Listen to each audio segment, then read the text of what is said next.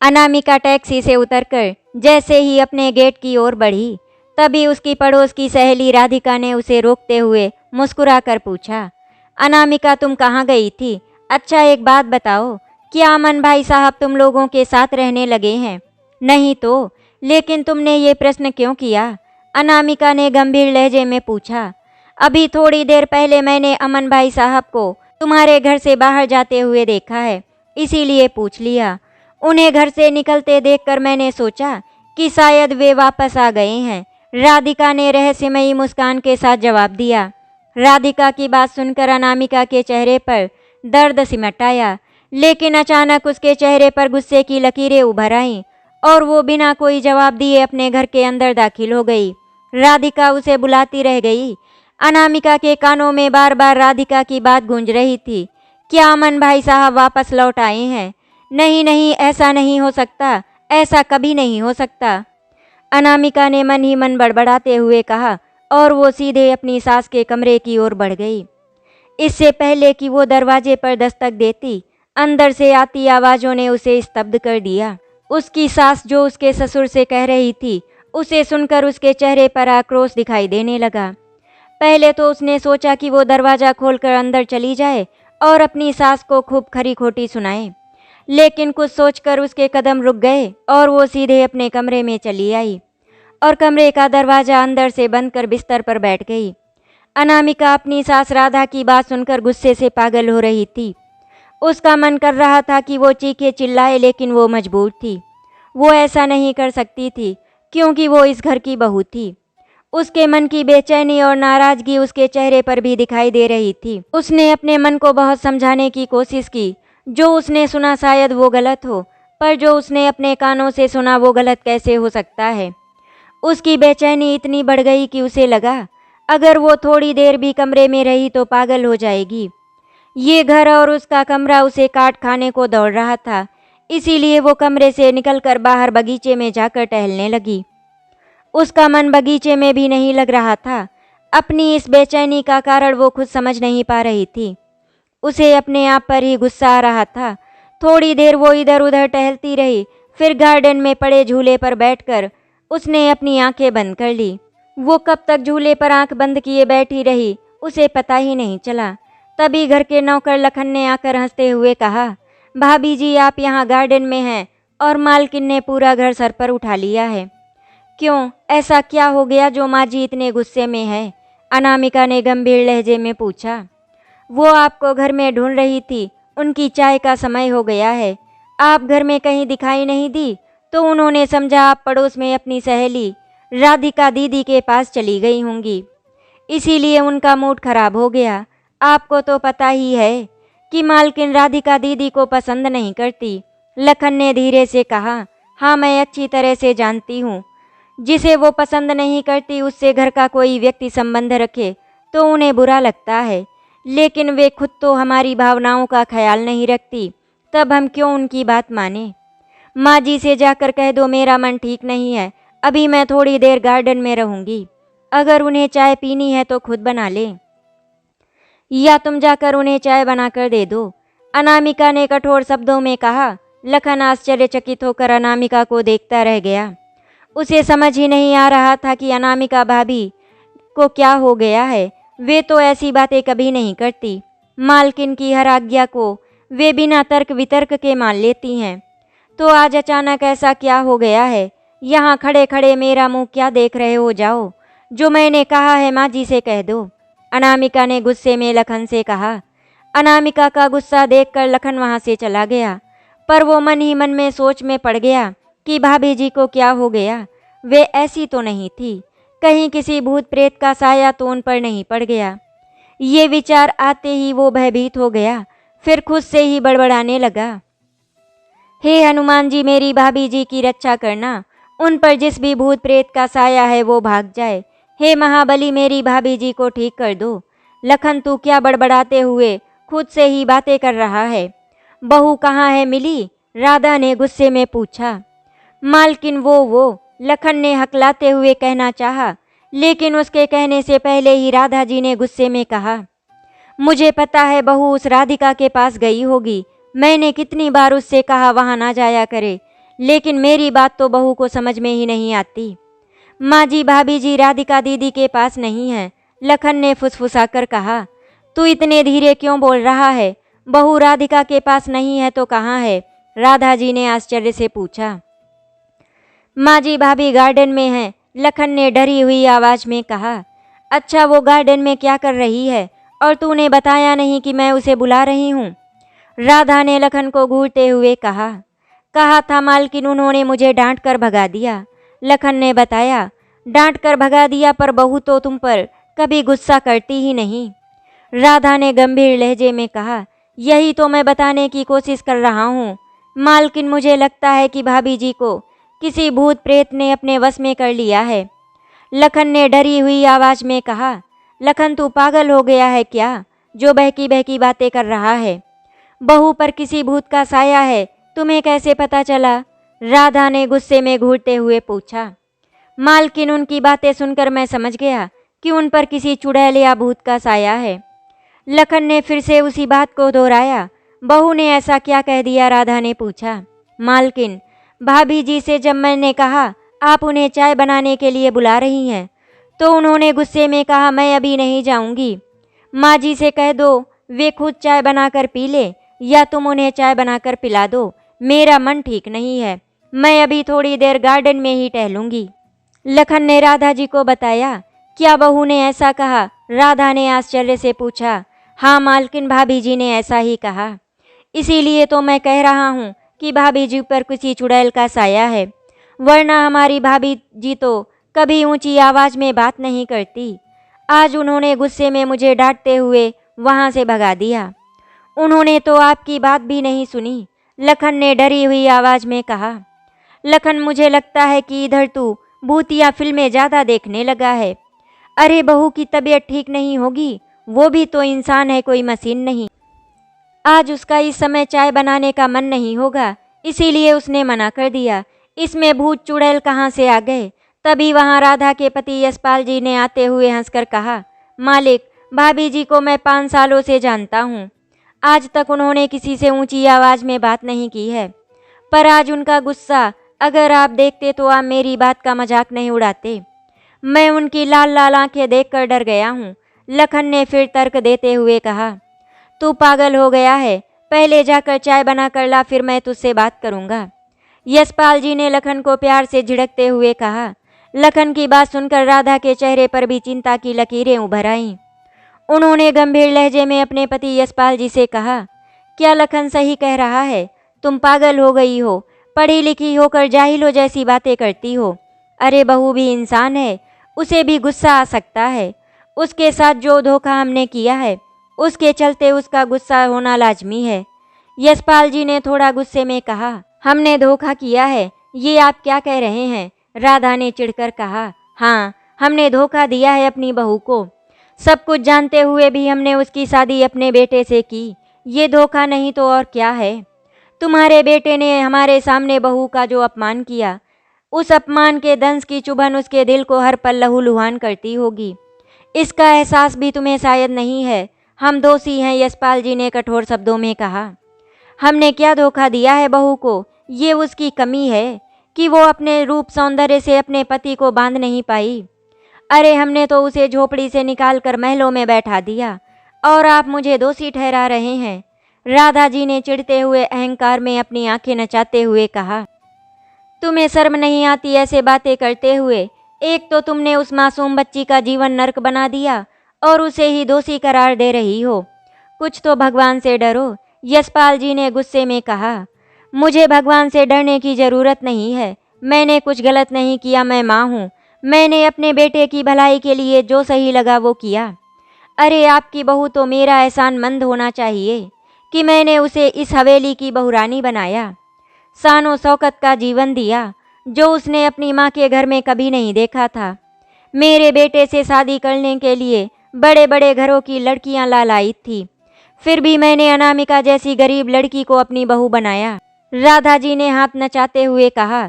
तुमने अनामिका जैसी खूबसूरत और गरीब घर की लड़की को इसीलिए अपनी बहू बनाया जिससे वो तुम्हारे सामने कुछ बोल ना सके। आज तक अनामिका ने तुम्हारे सामने अपना मुंह नहीं खोला तो तुमने अपना असली चेहरा उजागर नहीं किया। लेकिन आज जब एक छोटी सी बात अनामिका ने नहीं सुनी तो तुम अपने असली रूप में आ गई, उसको बुरा भला कह रही हो। यशपाल ने व्यंग्यात्मक लहजे में कहा। अपने पति के मुंह से अपनी सच्चाई सुनकर राधा जी तिलमिला उठी। उन्होंने चिल्लाकर कहा, आप मेरा अपमान कर रहे हैं। मैं तुम्हारा अपमान नहीं कर रहा हूँ, तुम्हें तुम्हारा असली चेहरा दिखा रहा हूँ। तुमने अनामिका के साथ धोखा किया है। मैं तुम्हें मना कर रहा था कि झूठ बोलकर किसी मासूम लड़की का जीवन बर्बाद ना करो, पर तुमने मेरी एक बात नहीं सुनी। यशपाल जी ने गुस्से में अपनी पत्नी से कहा, तो मैं क्या करती? अगर मैं झूठ नहीं बोलती तो अपने बेटे की शादी कैसे होती? आपको अपने बेटे की नहीं बहू की चिंता रहती है। आपने उस समय भी मुझे दोषी ठहराया था और आज भी मुझे ही गलत कह रहे हैं। अरे बहू को तो खुद सोचना चाहिए कि हमने उसका और उसके परिवार का जीवन बदल दिया, वरना उसकी शादी किसी गरीब ऑटो चालक से हो गई होती। बहू का बाप भी तो ऑटो चलाता है। राधा जी ने गुस्से में मुंह बनाते हुए कहा।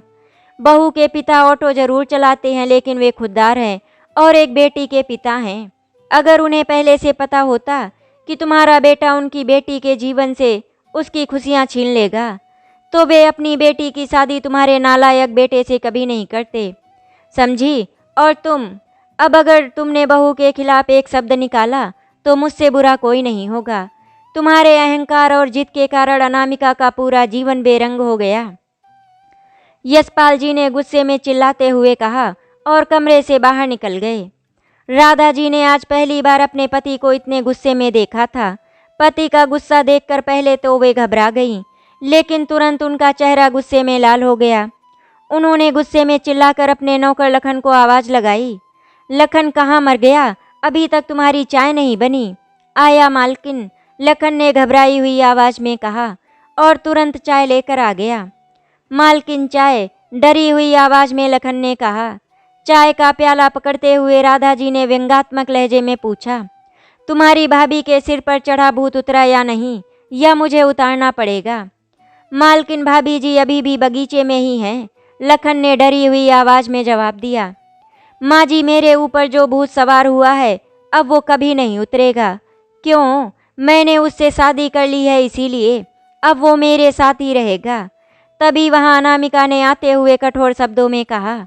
पहले तो अनामिका को अपने सामने देखकर राधा जी घबरा गईं, लेकिन तुरंत ही उन्होंने गुस्से में कहा, ये कौन सा तरीका है मुझसे बात करने का? मैं तुम्हारी सास हूँ, ये बात तुम्हें नहीं भूलनी चाहिए। मुझे लगता है कि राधिका के साथ रहकर तुम भी उसकी तरह बदमिजाज होती जा रही हो। खबरदार, जो आज के बाद उसके पास गई या उससे बात की तो मुझसे बुरा कोई नहीं होगा। माँ जी, मैं भी आपकी बहू हूँ, आपकी गुलाम नहीं, जो आपकी हर जायज़ नाजायज़ बात को मानूं। मेरा जो मन करेगा मैं वो करूँगी, जिससे मिलना चाहूँगी मिलूँगी, आप मुझे नहीं रोक सकती। अनामिका ने गुस्से में अपनी सास को घूरते हुए कहा और अपने कमरे में चली गई। राधा जी अनामिका का ये रूप देखकर स्तब्ध रह गईं। उन्हें समझ नहीं आ रहा था, जो बहू आज तक उनके सामने नजरें नहीं उठाती थी, आज उसने उनके साथ ऐसे लहजे में बात की। जब वो बाजार गई थी तब तक तो बिल्कुल ठीक थी, वहाँ से आते ही उसे क्या हो गया? क्या सच में बहू पर किसी भूत प्रेत का साया हो गया है? राधा जी यही सोच रही थी, तभी उनकी नज़र अपने पति पर पड़ी, जो दरवाजे पर खड़े थे। उनके चेहरे पर भी आश्चर्य का भाव दिखाई दे रहा था। शायद उन्होंने अनामिका की बात सुन ली थी। देखा आपने अपनी बहू को, कैसे उसने मेरा अपमान किया। आप मुझे ही दोष देते रहते हैं, राधा जी ने गुस्से में तमक कर कहा। आज भी तुम ही दोषी हो। अगर तुम किसी पर ज़रूरत से ज़्यादा बंदिश लगाओगी तो वो एक न एक दिन विद्रोह जरूर करेगा, और आज बहू ने भी वही किया। यशपाल जी ने गंभीर शब्दों में जवाब दिया। आप कैसी बातें कर रहे हैं? राधा जी ने चिल्लाकर कहा। तुम चुप रहो, मैंने तुम्हारी भी बात सुनी है और बहू की भी, पर आज अनामिका को क्या हो गया मुझे ये समझ नहीं आ रहा है। अनामिका तो बहुत ही संस्कारी लड़की है, यशपाल जी ने बड़बड़ाते हुए कहा। संस्कारी लड़की? अभी अभी उसका संस्कार देखा भी था आपने, राधा जी ने चिढ़कर कहा।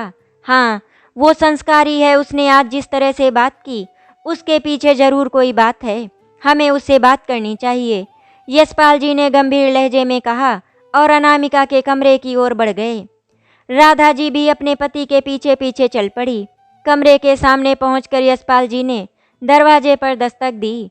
थोड़ी देर बाद दरवाज़ा खुला। अपने सामने सास ससुर को देखकर अनामिका के चेहरे पर गुस्से के भाव दिखाई देने लगे। उसने रूखे स्वर में पूछा, आप लोगों को क्या काम है मुझसे? मेरी तबीयत ठीक नहीं है, मैं आराम करना चाहती हूँ, इसीलिए मुझे अकेला छोड़ दीजिए।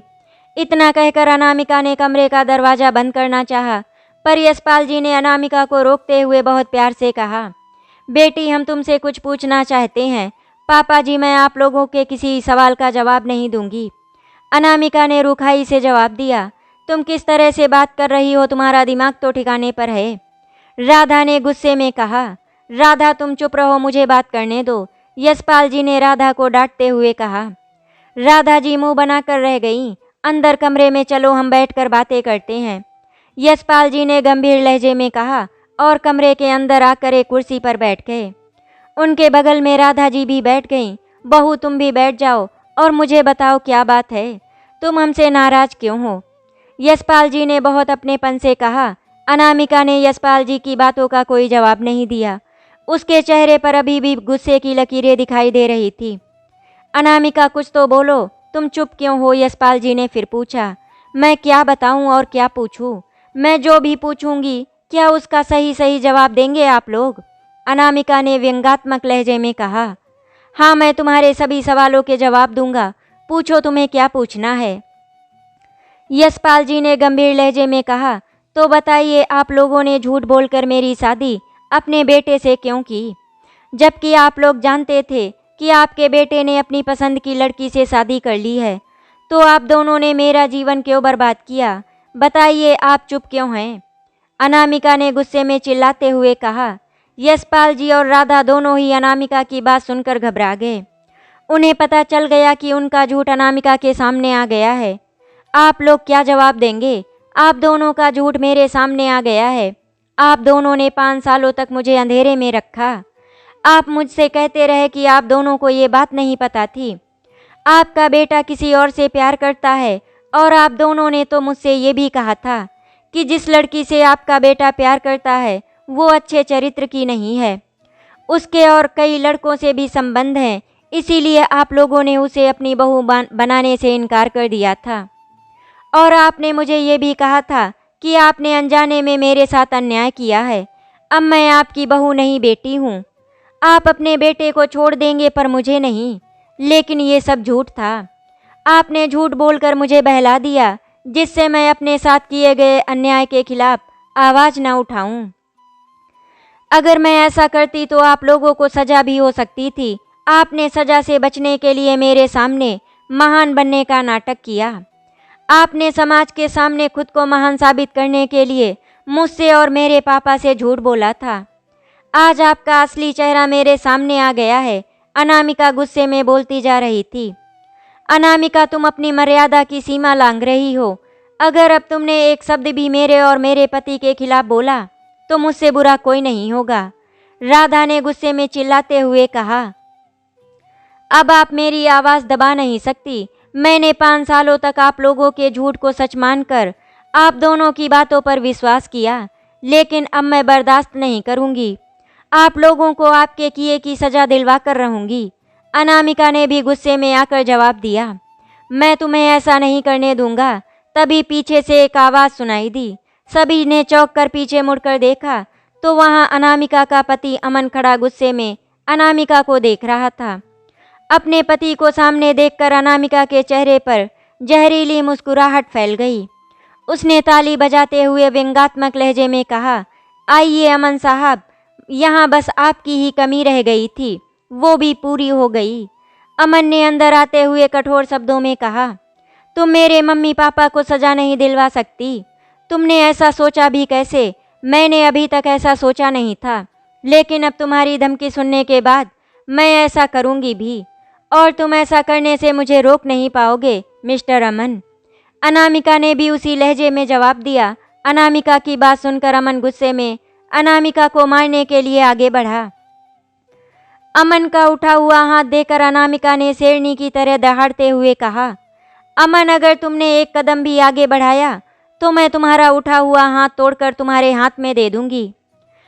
अनामिका का आक्रोशित रूप देख अमन घबरा कर जहाँ था वहीं खड़ा रह गया। अमन, ये तुम क्या करने जा रहे थे? तुम्हें अनामिका को कुछ भी कहने का अधिकार नहीं है। हाथ उठाना तो बहुत दूर की बात है। और तुम यहाँ क्यों आए हो? मैंने तुम्हें यहाँ आने के लिए मना किया था, फिर भी तुम यहाँ आए। यशपाल जी ने गुस्से में कहा, आप कैसी बातें कर रहे हैं? ये हमारा बेटा है, ये घर इसका भी है। ये हमारे लिए अनामिका को डांट रहा है और आप इसे ही भला बुरा कह रहे हैं। राधा जी ने अपने पति को घूरते हुए कहा, ये घर मेरा है, तुम्हारे बेटे का नहीं। इस घर में मेरी इजाज़त के बिना कोई नहीं आ सकता, समझी तुम? और अगर तुम्हें अपने बेटे की इतनी ही तरफदारी करनी है तो तुम भी इस घर से जा सकती हो। यशपाल जी ने कठोर शब्दों में कहा, आप पागल हो गए हैं क्या? मैं आपकी पत्नी हूँ, आप मुझे घर से नहीं निकाल सकते। ये घर मेरा है, मैं यहाँ से कहीं नहीं जाऊँगी। अगर तुम्हें इस घर में रहना है तो जो मैं कहूँगा वही करना होगा। आज के बाद तुम्हें अपने बेटे से सारे रिश्ते खत्म करने होंगे। यशपाल जी ने गंभीर लहजे में कहा, मैं ऐसा नहीं कर सकती। राधा जी ने तमक कर कहा, तो फिर ठीक है, तुम अपने बेटे के साथ जा सकती हो और बहुत ही जल्दी तुम्हें भी तलाक के पेपर मिल जाएंगे। यशपाल जी का दूसरा धमाका किया, इस उम्र में आप मुझे तलाक देंगे? राधा जी ने घबराई हुई आवाज़ में पूछा। हाँ, मैं तुम्हें तलाक दूंगा, अगर तुम्हारा बेटा भी तो अनामिका को तलाक दे रहा है। यशपाल जी ने व्यंग्यात्मक मुस्कुराहट को लिए हुए कहा। अमन मजबूरी में अनामिका को तलाक दे रहा है, राधा जी ने धीरे से कहा। उनका चेहरा शर्मिंदगी से झुका हुआ था। मैं भी तुम्हें मजबूरी में तलाक दे रहा हूँ। अमन अनामिका को इसीलिए तलाक दे रहा है क्योंकि उसे प्रियंका से शादी करनी है, वरना उसका होने वाला बच्चा नाजायज कहलाएगा। और मैं तुम्हें इसीलिए तलाक दे रहा हूँ क्योंकि तुम अपने नालायक बेटे का साथ दे रही हो। मैंने तुम्हें पहले भी समझाया था कि तुम अपनी जिद छोड़ दो और प्रियंका से अमन की शादी कर दो, पर तुम नहीं मानी। तुमने अपनी मौत की धमकी देकर अनामिका से अमन की शादी करवा दी। तुमने सोचा था कि अमन अनामिका की सुंदरता के आगे प्रियंका को भूल जाएगा, पर ऐसा नहीं हुआ। अमन शादी की पहली रात ही अनामिका को छोड़कर प्रियंका के पास चला गया। तुमने अपनी जिद के कारण एक नहीं तीन जिंदगियों को नर्क बना दिया।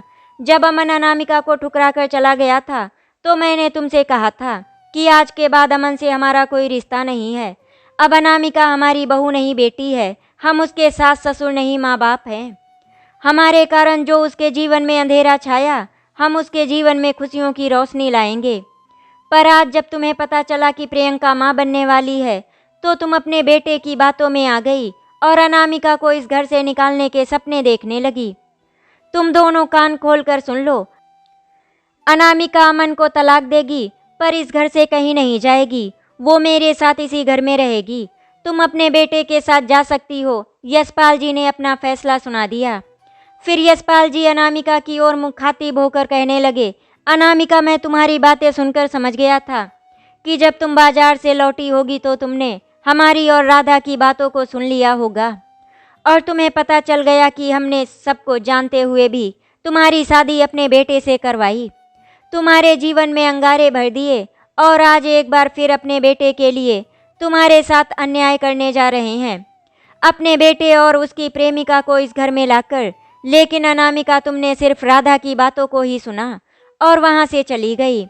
मेरा जवाब तुमने सुना ही नहीं था। मैंने राधा से कह दिया था कि अमन अब इस घर में कभी वापस नहीं आएगा। पापा जी, मुझे माफ़ कर दीजिए, मुझे आपसे ऐसी बातें नहीं करनी चाहिए थी। अनामिका ने सिर झुकाकर रोते हुए कहा।